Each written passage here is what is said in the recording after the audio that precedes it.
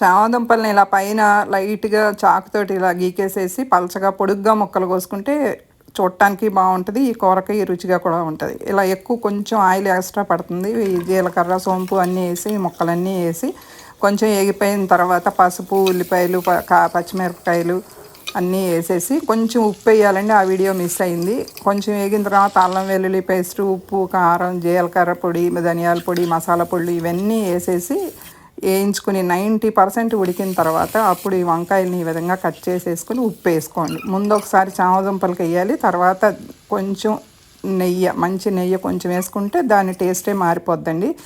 మొత్తం కూర అంతా సిమ్లో పెట్టుకోండి. కొంచెం 2 స్పూన్లు వాటర్ ఇలా స్ప్రింకిల్ చేసుకుని లోతుగా ఉన్న ఒక పళ్ళెం పెట్టుకుని దాని మీద వాటర్ పోస్తే మీకు కూర అంతా మగ్గిపోద్ది. మధ్య మధ్యలో తిప్పుకోండి. ఫుల్ డీటెయిల్డ్ వీడియో కావాలంటే ఈ స్క్రీన్ మీద ఉన్న ప్లే సింబల్ మీద ప్రెస్ చేయండి. మీకు డీటెయిల్డ్గా వీడియో కనపడుతుంది.